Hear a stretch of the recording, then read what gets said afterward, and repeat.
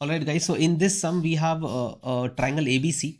We have triangle ABC जिसमें AD perpendicular है BC को. तो एक ट्राइंगल ABC बना देते हैं दोस्तों.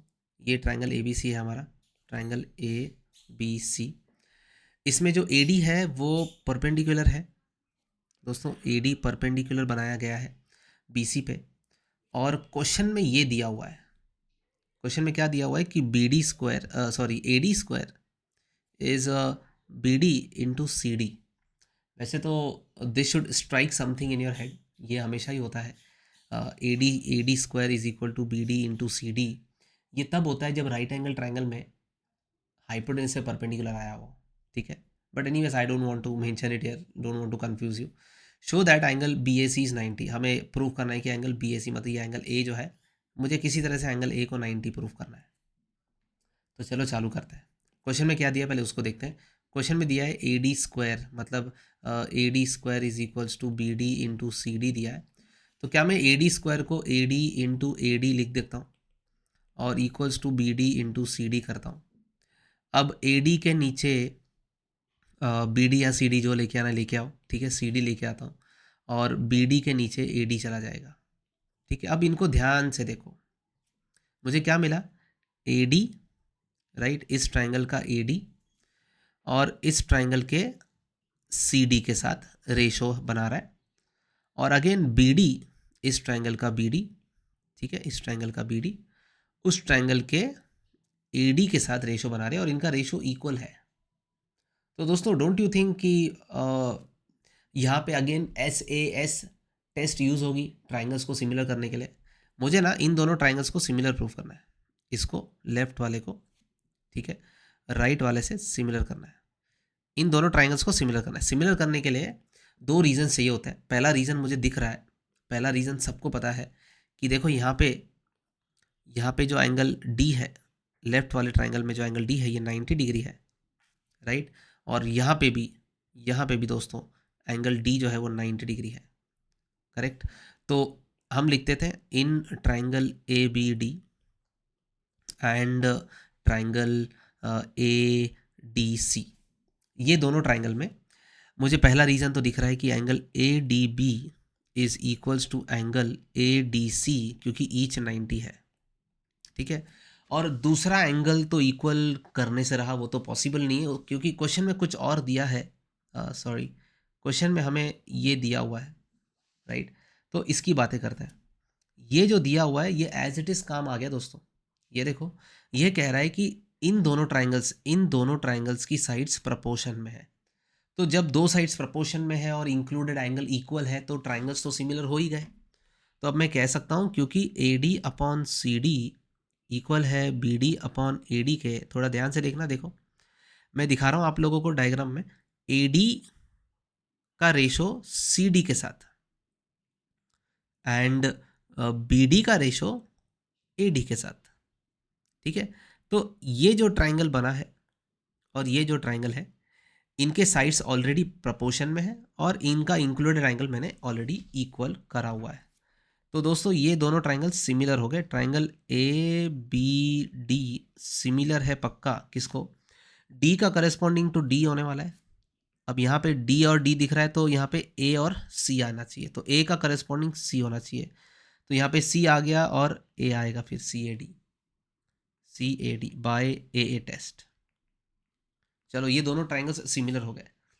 ट्राइंगल सिमिलर हो गए तो अब हमने ट्राइंगल सिमिलर किए ही क्यों, हमें तो 90 डिग्री प्रूफ करना था. देखो ट्राइंगल सिमिलर किए, अब क्यों किए, क्योंकि हमारे सिलेबस में है ही सिमिलैरिटी. ट्राइंगल्स का सम आ रहा है तो सिमिलर तो यूज़ होने वाला है.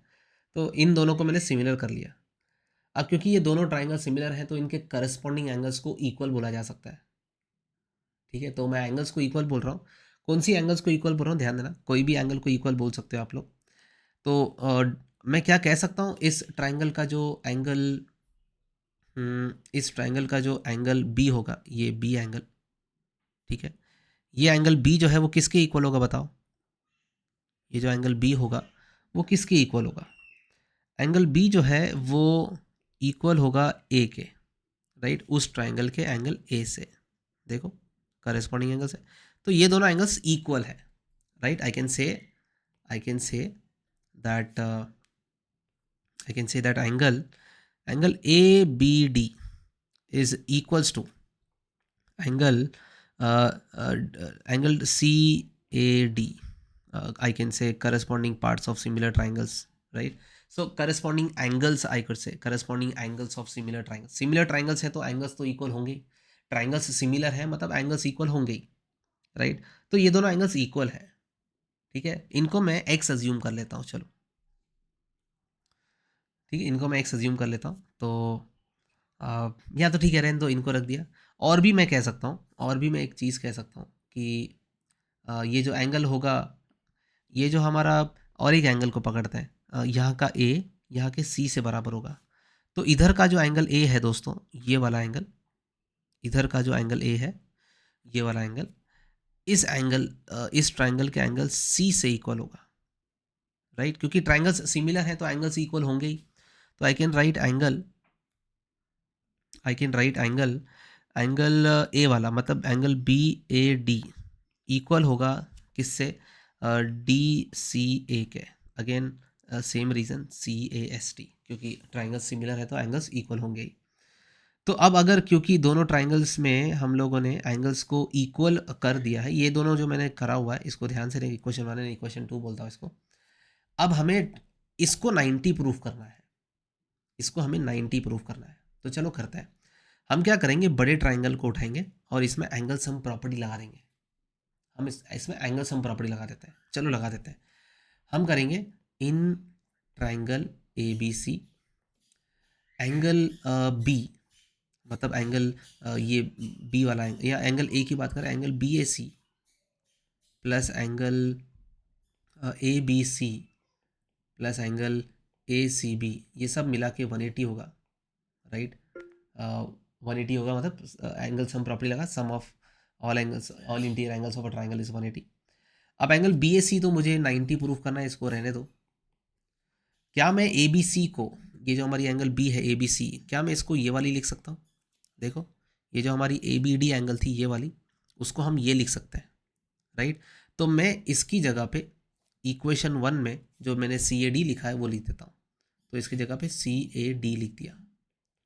वैसे ही क्या मैं ACB एंगल, मतलब ये वाली एंगल को ये लिख सकता हूँ? ज़रूर, यहाँ पे मैंने लिखा हुआ है कि हमारी जो एंगल C वाली है वो हमारे A वाली एंगल के इक्वल है। तो यहाँ पे एंगल में BAD लिख रहा हूँ equals to 180, angle BAC same. अब इन दोनों को ध्यान से देखो, CAD और BAD, ये देखो CAD ये है और BAD ये है, मतलब ये तो पूरा मिला के इन दोनों का जो एडिशन होगा वो तो BAC होगा, तो प्लस एंगल BAC हो जाएगा equals to 180। BAC 2 angle BAC हो जाएगा इक्वल्स टू 180, और एंगल BAC आ गया दोस्तों 90 डिग्री, प्रूफ हो गया। इस सब में सबसे इंपॉर्टेंट यही था दोस्तों कि आप ट्राइंगल्स को सिमिलर करने के बाद एंगल्स को इक्वल बोल दो। इस ट्राइंगल का जो B वाला एंगल है वो इस ट्राइंगल के A के इक्वल आया, और ये जो C वाली एंगल है वो इस एंगल A के इक्वल आई, ठीक है दोस्तों। तो उस वजह से यहाँ पे एंगल सम प्रॉपर्टी में जो एंगल B था वो A से रिप्लेस हो गया, ये जो एंगल B था वो A से रिप्लेस हो गया, और ये CB, ये जो C एंगल था ये वाला, ये इससे रिप्लेस हो गया। तो पूरे एंगल सम प्रॉपर्टी में यही एंगल बार बार आ गई, 2 बार आ गई, ठीक है। That's it.